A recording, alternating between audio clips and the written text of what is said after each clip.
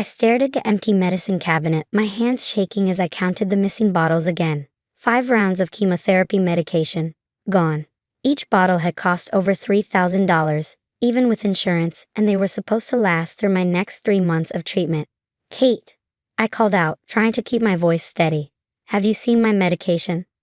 My sister sauntered into the bathroom, designer shopping bags dangling from her arms.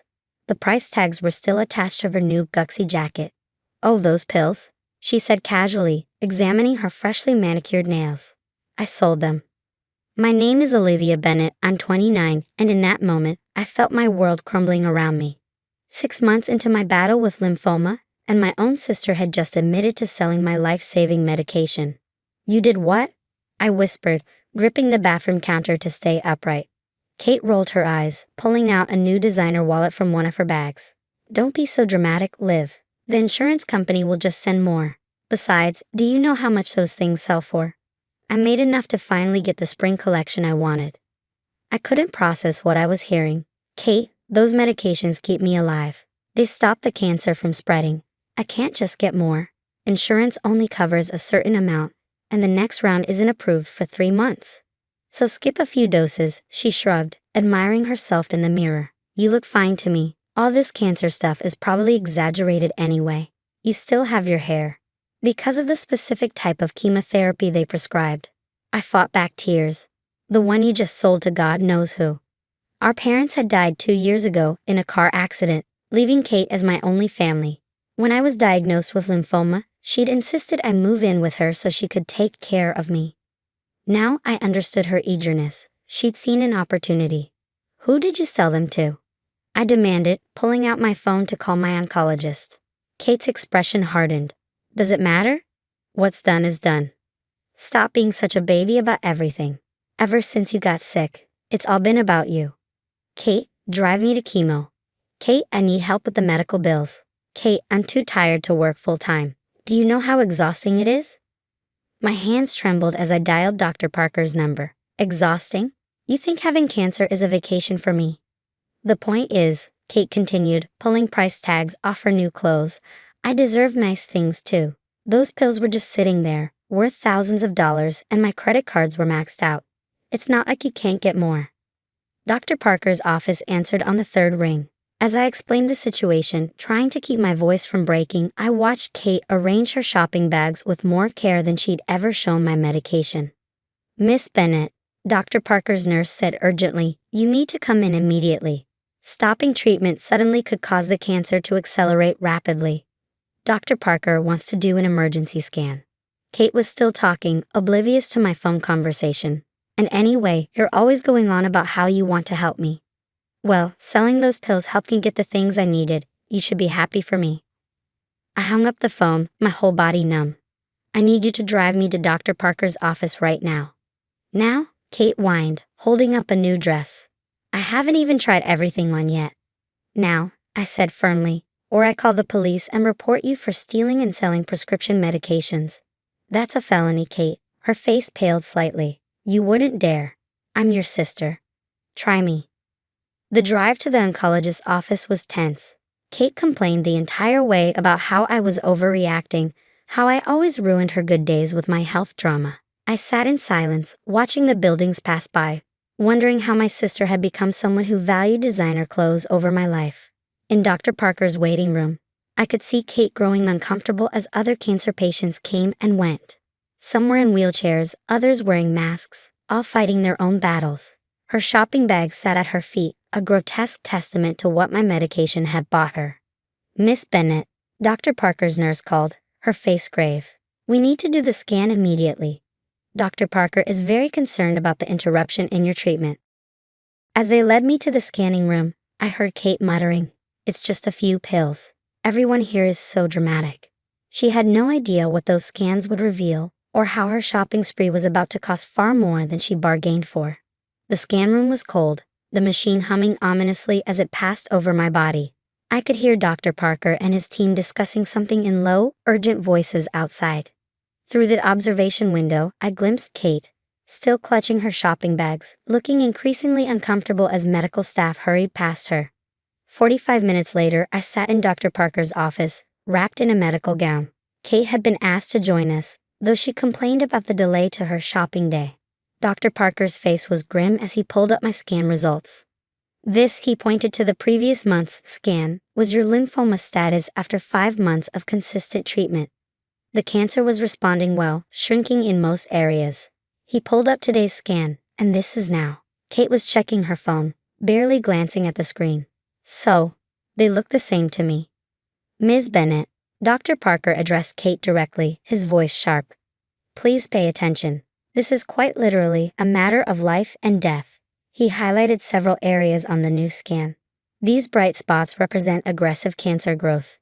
In just 3 days without medication, the tumors have increased by 40%. That got Kate's attention. She finally looked up, her perfectly made-up face showing the first signs of genuine concern. But that's impossible. It was just a few days. The medication you sold, Dr. Parker continued, his tone cold, was specifically designed to suppress rapid cell growth. Without it, the cancer cells multiply exponentially. Your sister's life expectancy has potentially been reduced by months, if not years.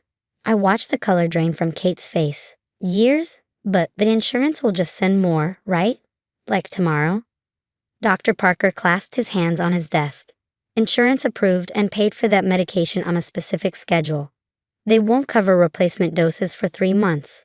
Each bottle you sold would cost over $15,000 out of pocket. $15,000? Kate whispered, looking at her shopping bags with dawning horror. But the dealer only paid $3,000 each. The dealer? I turned to her, my voice shaking. You sold my cancer medication to a drug dealer? Dr. Parker pressed a button on his desk. I've already contacted the hospital's legal team and the police. Selling prescription cancer medications is a federal offense. But more importantly, he turned to Kate, you've significantly endangered your sister's life. A police officer entered the office, followed by a hospital social worker. Kate jumped up, her shopping bags tumbling over. Wait, no. I didn't know it was this serious. Olivia always bounces back, she's always fine. Fine? I found my voice, anger finally breaking through my shock. I have cancer, Kate. The only reason I've been fined is because of the medication you sold for handbags. The officer stepped forward. Ms. Bennett, we need you to come with us. We need information about the dealer you sold the medication to. Kate's face crumpled. But my plans. I have a spa appointment. Your sister has stage 3 lymphoma, Dr. Parker cut in. And now, because of your actions, we need to discuss emergency alternative treatments. Treatments that may have severe side effects we were trying to avoid with the stolen medication. The social worker approached me as the officer led a protesting Kate away. We have resources to help you, she said gently, including legal aid to ensure your sister can't access any of your medical supplies or insurance information in the future. I nodded numbly, watching through the office window as Kate was escorted down the hall, her designer bags abandoned on Dr. Parker's office floor. Her world of shopping sprees and spa days was crashing down, but mine had already been shattered. What are my options? I asked Dr. Parker, forcing myself to focus on what mattered. He sighed, pulling out several files. We're looking at more aggressive treatments now. Without your regular medication, we need to act fast. It will be harder on your body, and the side effects. I'll lose my hair this time, I asked, thinking of Kate's sneering comment about how I looked fine. Yes, he confirmed, among other challenges. But Olivia, he leaned forward, we will fight this. Your sister's actions were criminal, but they won't define your journey. As we discussed treatment plans, I could hear commotion in the hallway, Kate's voice rising hysterically as she realized the full consequences of her actions. Not just the legal ramifications of selling prescription drugs, but the physical cost to me, her only family. The social worker stayed with me, helping me understand my options for protective orders and legal representation. Your sister betrayed your trust in the worst possible way, she said. But you're not alone in this fight. Through the window, I watched as my sister disappeared down the hallway with the police, her precious shopping spree abandoned on Dr. Parker's office floor. Physical proof of how little my life had meant to her.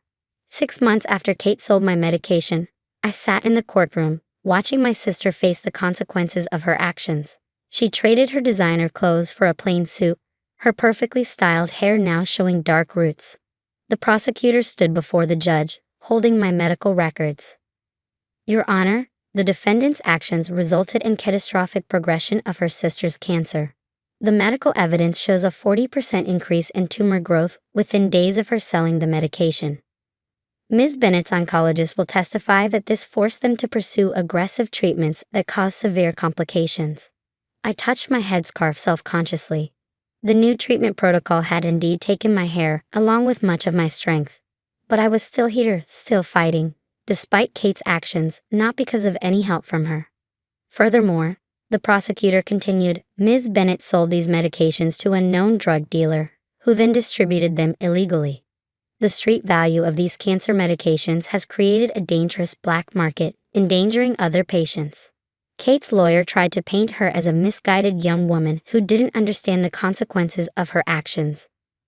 But the evidence was damning. Text messages to the dealer haggling over prices, security footage of her removing the medications from my apartment, and most devastating, her own recorded statements at the hospital showing complete disregard for my life. When Kate took the stand, she tried for remorse. I didn't know it would hurt her so badly, she said, dabbing at her eyes with a tissue. Olivia always seemed fine. I just needed the money.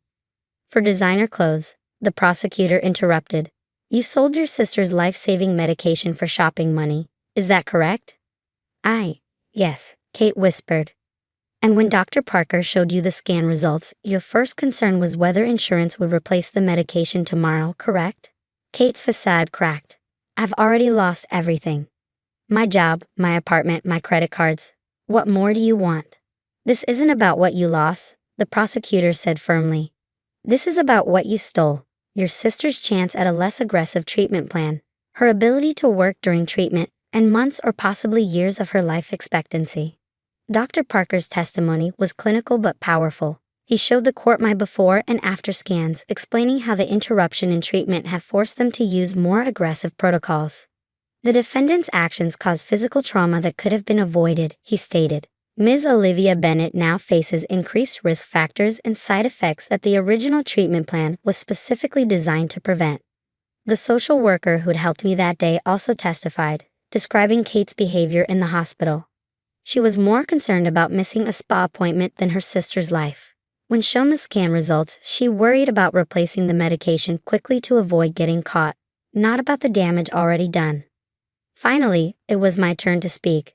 I stood carefully, still weak from my latest round of treatment. Kate was my only family, I said, looking directly at my sister. When our parents died, we promised to take care of each other.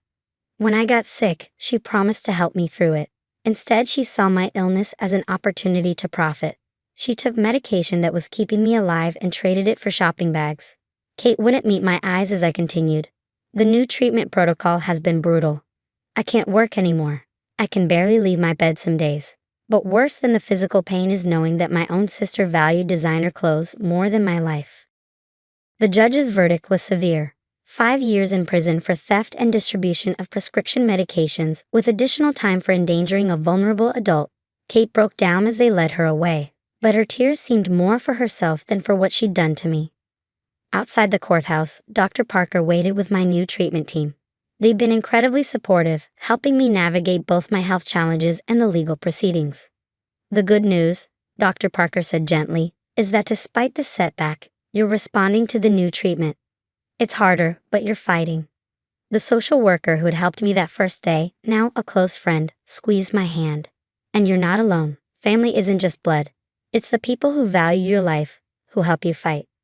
Looking at my support team, the doctors, nurses, social workers, and friends who rallied around me, I realized she was right. Kate had betrayed me for designer bags, but these people showed up every day to help me live. As we left the courthouse, I glimpsed the designer bags that had been entered as evidence, the price Kate had put on my life. They seemed shabby now, meaningless compared to the community of genuine care that had emerged from this nightmare. My next scan was scheduled for tomorrow. It would be hard, but I knew I had real support now, people who understood that some things, like life itself, were truly priceless.